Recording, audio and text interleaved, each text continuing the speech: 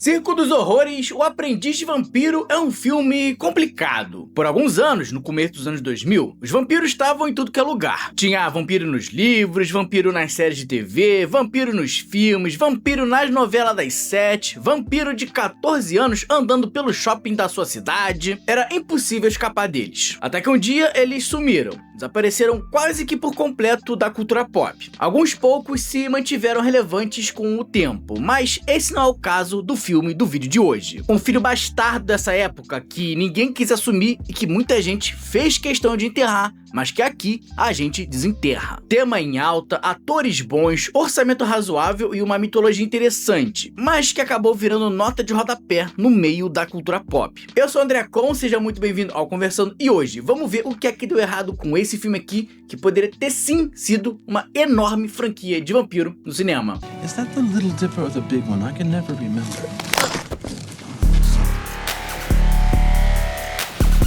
Qual é, galera? Tudo bem com vocês aí? Sim, hoje é dia de trazer mais um filme que você vai olhar e pensar: ah, é verdade, esse filme aí realmente existiu. Provavelmente já tava apagado aí na sua memória, mas é pra isso que eu tô aqui, né? Então, se você tava morando em Marte em 2009, a Universal lançou o filme Circo dos Horrores, O Aprendiz de Vampiro. A história se passava numa pequena cidade dos Estados Unidos que a gente acompanha os amigos Darren e Steve, uma dupla que tem um garoto todo certinho e o outro descolado. Tudo tava de boa na cidade até que um circo dos horrores passa por ela.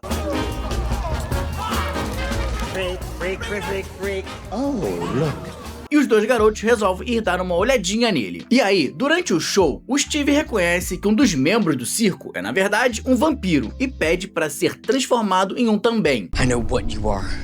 Vampiro. Só que o vampirão diz: meu amigo, essa vida não é pra você, vaza daqui. Nesse meio tempo, o garoto certinho rouba uma aranha meio radioativa do local, e no dia seguinte, o amigo dele é picado pela tal aranha, o que deixa o coitado prestes a morrer. E é aí que o Darren retorna no circo pedindo ajuda, e o tal vampirão fala: beleza, eu ajudo seu amigo, se você se transformar em vampiro e virar o meu aprendiz. Tem algumas outras coisas que estão acontecendo também no background desse filme, tipo uma guerra entre duas diferentes facções de vampiro, mas no geral a sinopse é mais ou menos isso aí que eu falei. Um garoto mortal que vira aprendiz de vampiro e é dali que se iniciam as aventuras dessa obra. E conhecendo essa época que a gente tinha um monte de vampiros saindo à torta e à direito, você provavelmente deve estar aí pensando: nossa, mais uma obra que tentou surfar no hype de Crepúsculo. E ó, você até tá certo, só que você tá enganado também. Porque se por um lado, depois do sucesso da saga do Edward, os estúdios queriam sim pegar essa onda de vampiros e construir o seu próprio mundinho vampírico, e não tenha dúvida que foi isso que a Universal tentou fazer lançando esse filme em 2009, por outro lado, a parada é que esse universo aqui veio bem antes de Crepúsculo. Aprendiz de Vampiro, na real, é uma saga de 12 livros, isso mesmo, 12 livros, que fez aí um enorme sucesso e que teve seu primeiro volume publicado lá no ano de 2000, 5 anos antes da saga da Stephenie Meyer. E essa saga ter se estabelecido com sucesso ali no começo dos anos 2000, parando pra pensar, faz bastante sentido. Porque ó, se assim como eu, você era um projeto de ser humano que curtia um visual mais macabro, vestia preto no sol de 40 graus e escutava Blink-182 e Paramore no seu MP3,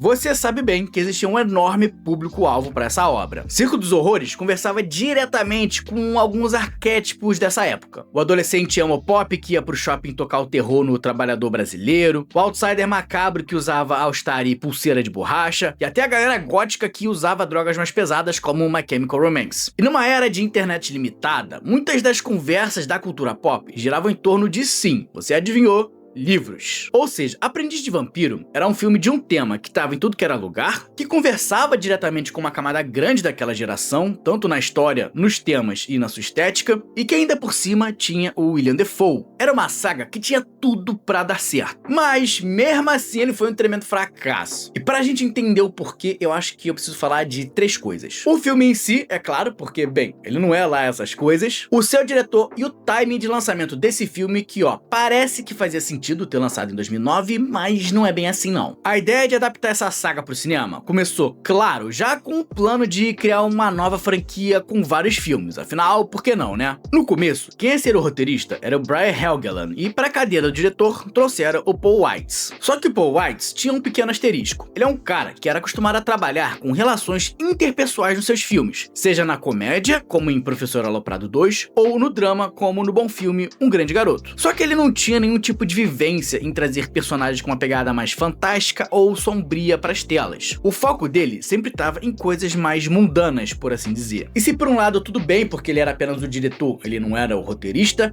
por outro lado não estava nada bem porque ele virou roteirista. Segundo o próprio autor da saga de livros, teve um momento em que o Paul Weitz teve a liberdade de reescrever completamente o roteiro e, bem, ele foi lá e fez. E sendo sincero, o autor também diz que o script original não tinha lá muito a ver com os livros, mas capturava mais o espírito sombrio da saga literária. E cara, assistindo o filme, dá mesmo para dizer que esse script teve a mão desse diretor. É um filme que investe muito mais em conversas, debates de relação, mais conversas e mais conversas, quase como se tivesse tirado uma página do manual de filme de um diretor que tem costume em focar em relações interpessoais. Pra você ter uma noção, o filme se chama literalmente Aprendiz de Vampiro, e o vampiro só consegue o aprendiz lá pra marca de 40 minutos de filme. E pior, esse aprendiz só começa a treinar pra ser um vampiro depois de 1 hora de filme. Então todo aquele momento que a gente começa a ver as outras criaturas do circo de horrores de perto, que a gente acompanha o tal aprendiz de vampiro, é quando o filme começa a engrenar um pouco. Só que demora tanto a chegar aqui que você já perde o interesse há muito tempo, porque, cara, o filme é mais demorado que caracol com asma. Só que esse não foi o único problema, ou pelo menos não foi a única liberdade criativa questionável que tomaram com essa obra aqui. E assim, gente, vamos deixar claro uma coisa. Eu não tenho problema com a adaptação sendo feita no cinema de uma obra literária se for para deixá-la mais palpável. Ou seja, com um ritmo melhor ou adaptando algum elemento que faz sentido do jeito que é no livro, mas precisa ser adaptável para fazer sentido para um outro tipo de mídia, que é o cinema. Mas eu sou muito contra você criar coisas do zero que você tira da sua nefasta mente e você adiciona porque você acha que vai melhorar a obra original. Porque assim, eu sei que você, meu diretor, você acha que vai ficar melhor, mas 99% das vezes não fica. E esse filme aqui, que já tinha um ritmo bem arrastado, bem nada acontece, feijoada, fez exatamente isso. Seguindo a trend dos anos 2000, da garota excêntrica e fofa dessa época, que a gente viu aí com a Luna Lovegood, com a Ramona Flowers, com a Clementine e tantas outras, esse roteiro resolve adicionar a Rebecca, a garota com um rabo de macaco. E ok, você pode pensar, ah, mas é só uma personagem pra dar um possível interesse romântico ali no protagonista. Sim, só que é o seguinte, 1. Ela rouba tempo de tela de um filme que já não acontece praticamente nada. 2. Ela é uma nova personagem introduzida com quase 1 hora de filme no momento que a gente devia estar vendo coisas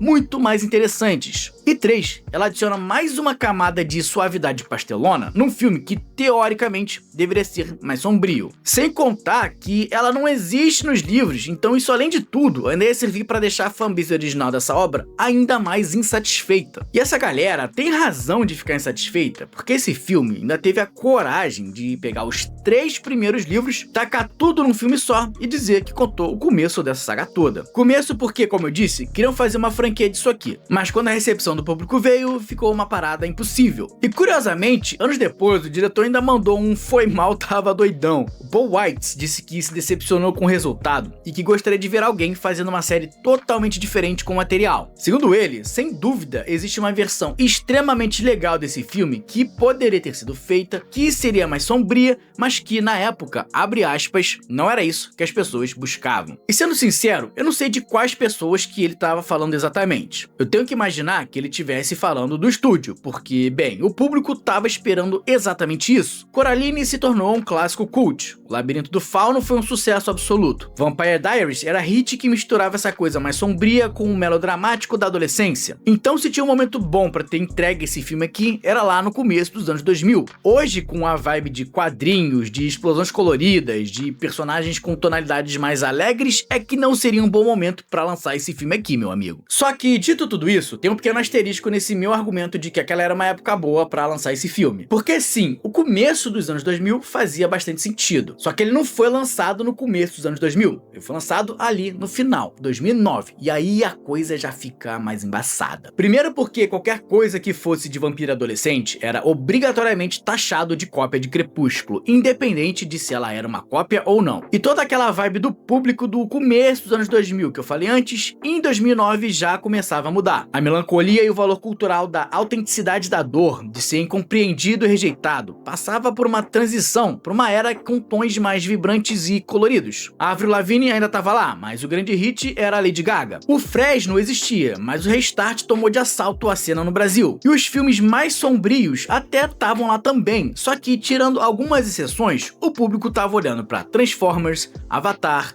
Homem de Ferro e outras obras que seguiam um estilo bem diferente. Então sim, eu acho que se esse filme tivesse sido lançado alguns anos antes, 2004, 2005, 2006, talvez ele tivesse encontrado bastante sucesso, mas ali em 2009 já ficava mais difícil. Aliás, tem um cara que eu acho que se tivesse assumido esse projeto aqui, mesmo no ano de 2009, ele teria feito um sucesso dessa saga. E claro, gente, isso aqui já não passa de especulação minha, tá? Mas eu acho que se o Guillermo del Toro tivesse assumido essa bronca aqui, a história desse universo teria sido completamente diferente. Ele é o tipo de diretor que provavelmente não ia ter medo de trazer exatamente o que esse universo precisava. Um toque de horror mais real, menos focado em CGI e provavelmente teria conseguido construir uma atmosfera que teria um misto de horror e acolhimento ao invés da indigesta mistura de quase terror com pastelão que acabou sendo o filme. E considerando que o tema dessa história trata de figuras grotescas aos olhos dos outros, pessoas que são marginalizadas, eu acho que ele teria conseguido trazer um peso emocional que esse filme precisava, ao invés de ficar só no superficial. Claro, aqui já não passa de um desejo meu e é impossível dizer se isso realmente aconteceria. Mas talvez as péssimas avaliações que esse filme recebeu e o desastre de bilheteria que ele foi, que transformou 40 milhões de dólares em míseros 39 milhões, pudesse ter sido diferente. Aprendiz de Vampiro tinha no seu DNA um charme grotesco que se comunicava diretamente com a sua época. Mas o filme chegou atrasado e foi a pior coisa que uma obra de entretenimento pode ser, completamente entediante. Bateu uma saudade do tempo em que você colocava casacão preto e ia beber vinho no cemitério ouvindo Nightwish no talo, não é? Ah, nossa, André, mas que coisa horrível de se fazer. Meu amigo, horrível é pagar conta. Isso sim que é um terror inescapável, tá? Valeu, gente. Muito obrigado por me receber na sua casa, um abraço e até a próxima.